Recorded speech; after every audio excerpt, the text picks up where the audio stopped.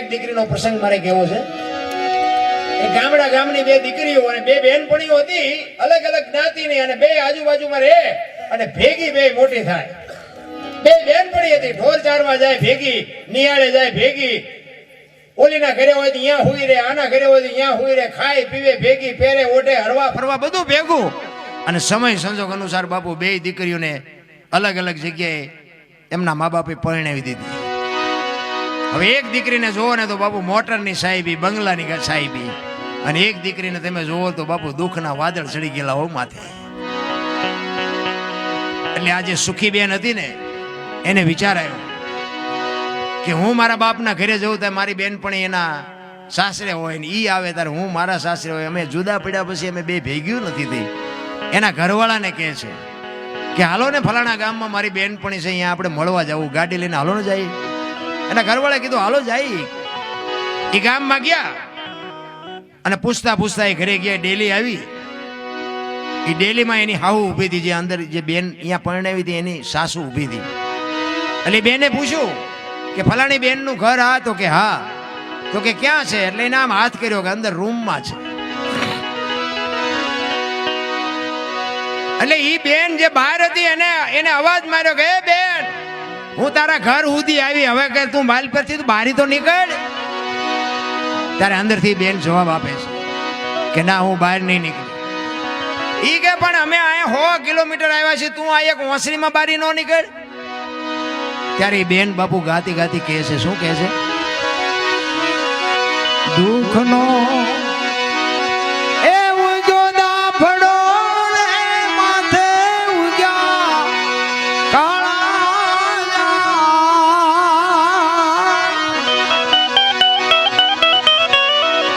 ઓરડો ઓઢીને ઊભી સખી કેમ આવું રે બા. આજ ઓરડો ઓઢીને ઊભી સખી કેમ આવું રે બા. એ બેન, તારે મારું મોઢું જોવું હોય તો મકાનના બારણાની તિરાડમાંથી જોઈ લે, બાકી હું બહાર નહીં આવું. શું કામ?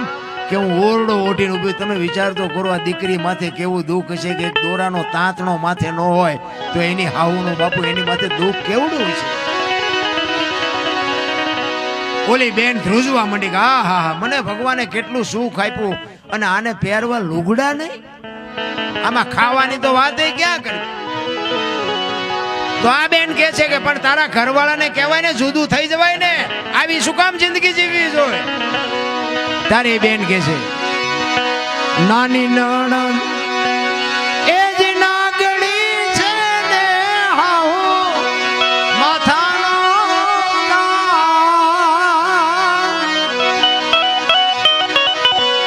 કાયર છે મારું કંથડો સખી કેમ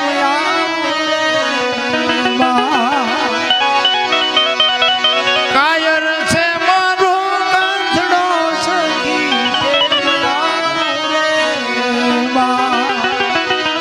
મારો ધણીએ ઈ કે માવડીઓ છે, એની માને પૂછ્યા વગર પાણી નથી પીતો, મારે શું એની પાસે ફરિયાદ કરવી. જો આ ખાનદાનીની વાત છે બાપુ, નકર બાપુ જીવ કાઢતા વાર કેટલી લાગે. પણ એની બેનપણી કહે છે કે તો આવું જીવાય નહીં ને, મરી જવાય, આવું હું જીવીને કરવું છે. ઈ કે હું મરી જાઉં ને તોય જગત કાલે એમ કહે છે કંઈક કાળું કામ કર્યું હોય છે તો જ મરી હોય, તોય મને હકે મરવા નહીં. પછી એની બેનપણીને કહે છે કે હું જીવું છું ને, એ મારા 1-2 સંતાન છે ને, 2 ફૂલડા છે ને, એ ફૂલડા હાટું જીવી રહી છું. કે મારા જે ભૂકા લુખા જે બટકાના રોટલા હોય ને, હું ભૂખી રહીને મારા સંતાનને આપીને મારા સંતાનને મોટા કરું છું. મારા સંતાન મને ગળે વળી ગયા છે ને, એટલે હું જીવું છું. અરે શું તમને મને ભલામણા દુઃખ પડ્યા છે. તમે હું તો માર્યા વગરના રોઈ છું. બાકી દીકરીઓને હું તો સલામ કરું, ધન્યવાદ દઉં છું. કે આજે મને તો એમ થાય ક્યારેક ક્યારેક આ દીકરીઓને હારે મોકલવાનું નક્કી કર્યું ને, એ વખતે દીકરાને જો હારે મોકલવાનું નક્કી કર્યું તો આ દીકરીઓ બાજ હતા જ નહીં. હા, અને કોઈ દીકરીએ બાપુ કોર્ટે ચડીને કીધું કે મારા બાપાની મિલકત મારા ભાઈઓને વેચી દીધી, મને એક વીઘોય ન આપ્યું. કોઈ દીકરી કોર્ટે ચડીને કીધું હોય મને કયો કેટલું સમર્પણ ભલામણ. આને જ્યારે બહુ આજીજી કરીને ત્યારે એ છેલ્લા શબ્દોમાં બાપુ એની બેનપણીએ કીધું એ કે તું ગમે એ કરી તો હું બહાર તો નહીં જાઉં, પણ હવે તારે મારી દુઃખની વાત સાંભળવી છે. એ કે હું વહેલી મોડી મારી ઉંમર જવાની નહીં હોય એની પહેલા મારે મરવું પડશે, એ વાત પાકી છે, પણ હું મરું ને પછી આવજો. હું મરા પછી આવજે બેની મારી તો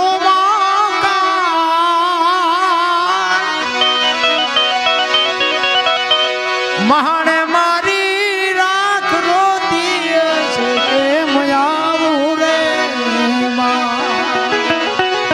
અરે એને છેલ્લા શબ્દોમાં કીધું કે બેન બેન હું મરી જાઉં ને તેથી તું મારી કાણે આવજે, પણ મારા ઘરે ન આવતી. તો કે એ કે શમશાને જાજે ને મારી રાખનો ઢગલો હોય ને અહીંયા કાન માંડીએ મારી રાખ રોતી હશે. વિચાર તો કરો બાપુ, દીકરી માથે કેવડા વાદળ છે. હું તો એમ કહું છું કે આપણી દીકરી બીજાના અહીંયા ને બીજાની દીકરી આપણે અહીંયા હાસવજો. બધાને બંગલા ને ગાડીઓ નથી મળતી અને બધા બુદ્ધિશાળી હોય નહીં. જીવન જીવવાની મજા તો આવશે, બાકી તો બાપુ છે ને તમે પછી રોજ અને અમુક અમુક તમે જોવો તો હાવું અરે વાત જવા દો. બીજી પાડોશી બાઈ હોય ને ત્યાં જઈને વાત કરે કે અમારે તો આ સપર પગી આવી તેતું અમારો છોકરો હાજો જ નથી રહેતો. લે આને માંદો પાડ્યો, તારા છોકરો શું ધંધા કરે છે એ જો ને પેલા. અને તમે જોવો તો એ વહુ ને જે અમુક અમુક બાપુ શું આપણે વાત કરીએ હવે અહીંયા 10 વાગે તો જાગતી નથી, મારી માયું આવીને તેવીને ફલાણું તાતાની વહુ બાપુ મારી પાસે રૂમમાં હોય ને તો જાગી હોય તો કે ભલે મારી માં રાડું પાડતી એમ જાગે.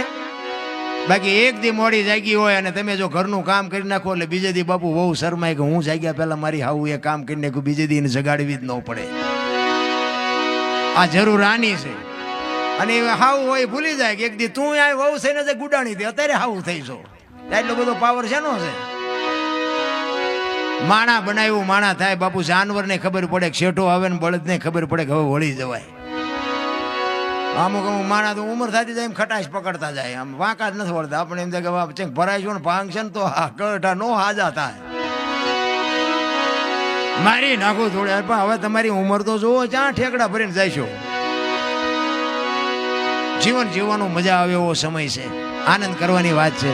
હવે એક ભજન આપણે લઈ અને પછી મારી વાણીને વિરામ આપું, કારણ કે આમાં શું થાય બોલવામાં બધા અમુકને ડોલા ચડે એટલે ઓલું આ બધો બેકારો થાય ને તો પછી જાગી જાય.